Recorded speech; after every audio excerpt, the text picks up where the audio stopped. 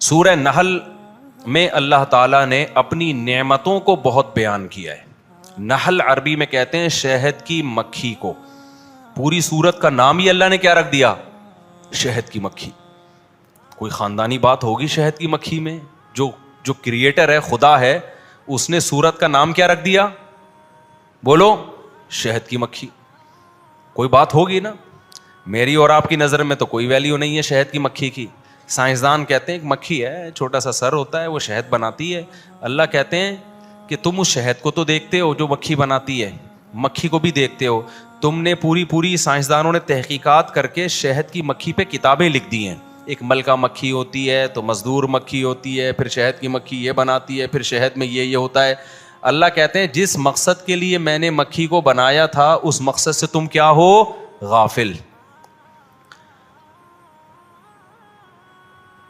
شہد کی مکھی پہ کتابیں ہیں یا نہیں ہیں؟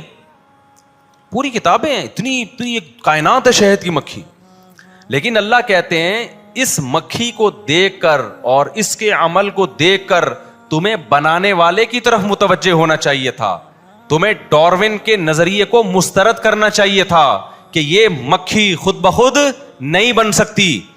وَأَوْحَىٰ رَبُّكَ إِلَى النَّحْلِ، تیرے رب نے مکھی کو سکھا دیا ہے. یہ مکھی کسی سیل کے نتیجے میں ترقی کرتے کرتے کروڑوں اربوں سال میں یہ خود سے اس شیپ میں نہیں آ گئی ہے، اور اس کے اندر جو سافٹ ویئر اس کی کھوپڑی میں انسٹال ہو گئے جس کی وجہ سے یہ دور دراز سفر کر کے اتنا بہترین شہد بناتی ہے، یہ سافٹ ویئر آٹومیٹیکلی اربوں سال کے نتیجے میں انسٹال نہیں ہوئے ہیں.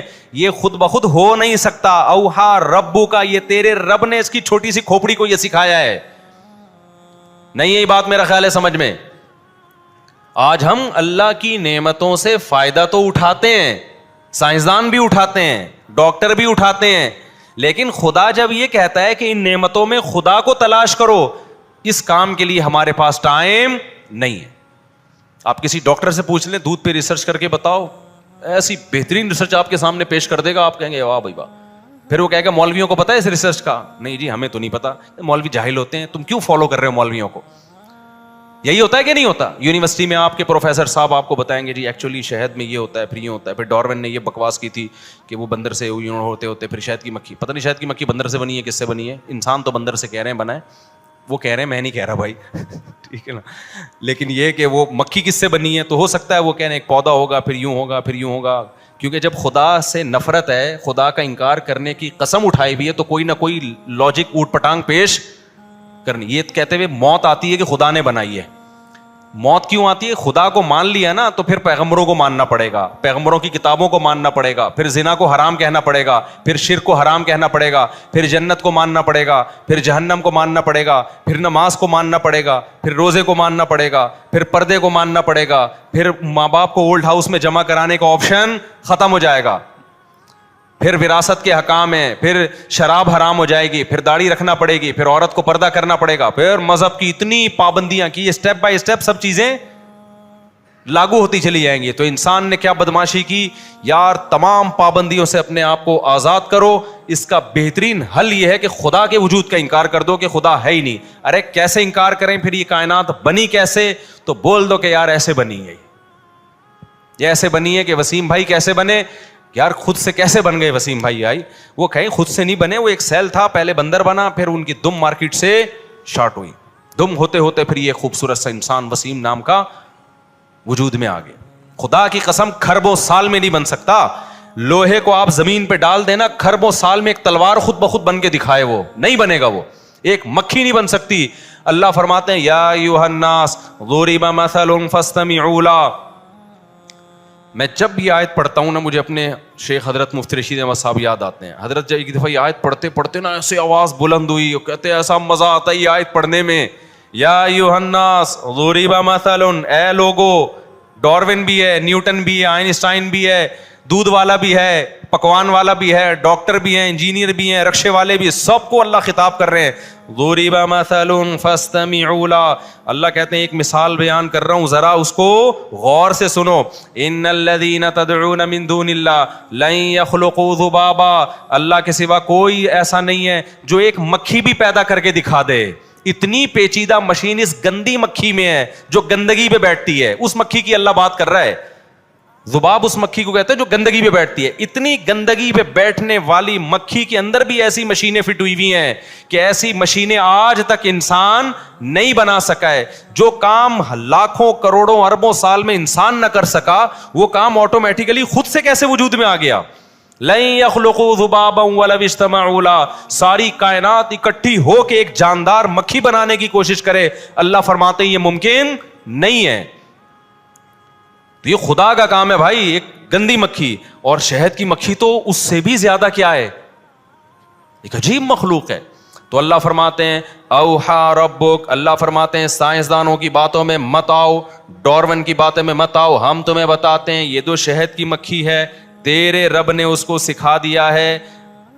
اوحا ربک الی النحل ان اتخذی من الجبال بیوتا, کہ پہاڑوں پہ اپنا گھر بنانا یہ آٹومیٹکلی اس کی کھوپڑی میں نہیں آیا, یہ کس نے سمجھایا ہے, اللہ نے سمجھایا اس کو اونچی جگہوں پہ بنانا.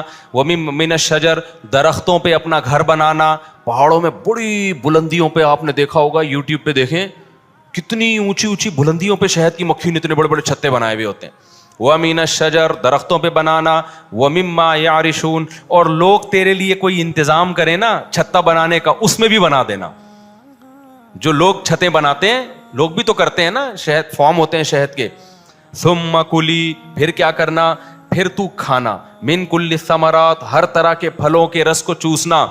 فَاسْلُكِي سُبُلَ رَبِّكِ ذُلُولًا, مکھی کہہ رہی ہے اللہ تو نے میرے ذمہ عجیب کام لگا دیا, پہاڑوں پہ گھر بنا رہی ہوں, پھل وہ دوسرے گاؤں سے بھی آگے ایک باغ ہے وہاں پر ہیں. اتنا لمبا راستہ جب میں بائی ایئر طے کروں گی تو میرے پائلٹوں سے کوئی تعلقات نہیں ہے, نہ سائنسدانوں سے تعلقات ہیں کہ جو مجھے ٹریگنومیٹری کا علم اور مجھے بتائیں کہ جی کتنے کلومیٹر فی گھنٹہ کی رفتار سے کون کون سی سمت میں مڑنا ہے. میں تو راستہ بھول جاؤں گی. مکھی بائی روڈ سفر نہیں کرتی, بائی ایئر سفر کرتی ہے. بائی روڈ سفر میں علامتیں سمجھ میں آ جاتی ہیں, بائی ایئر میں نہیں آتی. ابے بائی روڈ میں آپ سے کہتا ہوں صدر جاؤ, آپ کہیں راستہ کیا, میں کہوں یہاں سے الٹے ہاتھ پہ جانا, انڈا موڑ سے سیدھے ہاتھ پہ قبرستان آئے گا, اس میں قبرستان میں مردوں کو السلام علیکم یا القبور, اور پیچھے سے آواز آئے گی وعلیکم السلام بھائی عبد الغفور, ٹھیک ہے نا. وہ آواز پہ دھیان نہ دینا اور آگے نکلنا. پھر W11 میں بیٹھنا یا 4K میں بیٹھنا نہیں, ویسے 4K میں اللہ کبھی دشمنوں کو بھی نہ بٹھائے. مجھے بچپن کا بیٹھا ہوا یاد ہے, ایک صاحب کی ریڑھ کی ہڈی ٹوٹ گئی تھی بیچاروں, اس وجہ سے نہیں ٹوٹی لیکن اس میں اس کا بھی دخل تھا. پھٹا بس میں بیٹھے کراچی کی, ان کی ریڑھ کی ہڈی میں پہلے سے ہی کوئی مسئلہ تھا.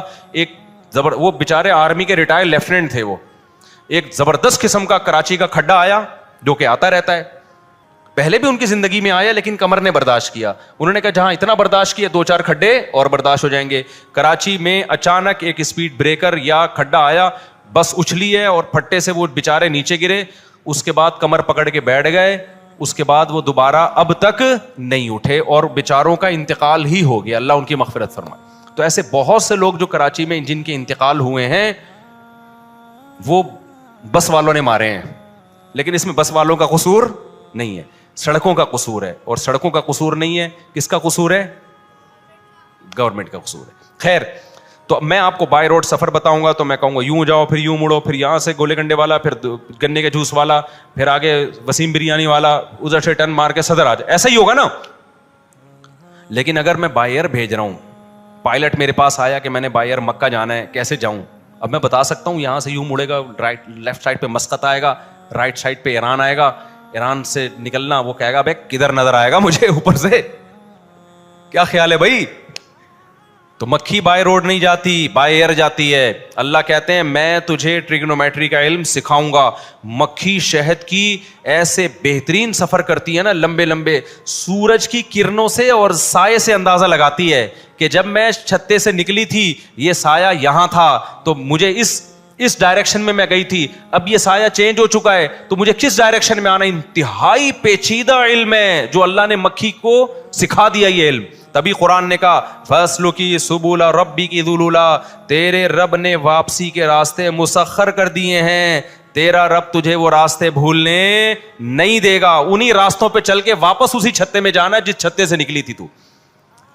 اتنا بہترین نظام اللہ نے شہد کی مکھی کا بنایا, اتنی موٹی موٹی کتابیں لکھی گئی ہیں اور ابھی تک پورا نہیں سمجھا گیا شہد کی مکھی کو.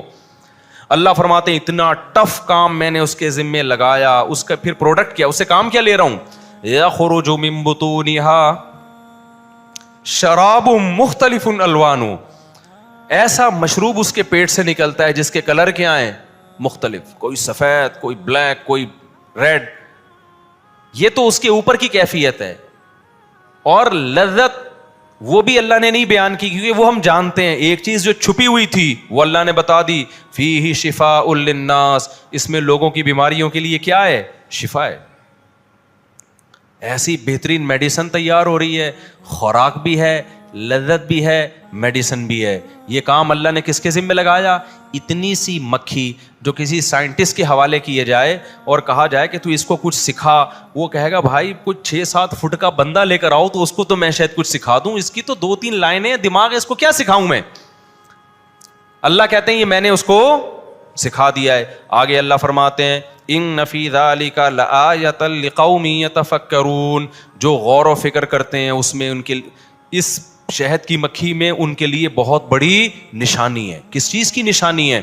اس بات کی کہ یہ کائنات خود سے نہیں بنی, اس کائنات کو کسی نے بنایا ہے, مکھی بن نہیں سکتی. نمبر 2, جس نے بنایا ہے وہ صاحب کمال ہے, کوئی ایسا کمال والا بولو نہیں ہے. نمبر 3, وہ بڑا پاورفل ہے, جو چاہتا ہے کر گزرتا ہے. نمبر 4, انسان کے ساتھ بڑا مخلص ہے, بڑا رحم کرنے والا, کہ انسان کی خدمت کے لیے کیسے کیسے جانوروں کو کیا کیا سکھا کے ان سے کام لے رہا ہے. ہمارا خیر خواہ ہے, وہ ہمارا دشمن نہیں ہے, ہمارا محسن ہے. تو یہ تمام باتیں ایک شہد کی مکھی میں اللہ نے بولو چھپا دی.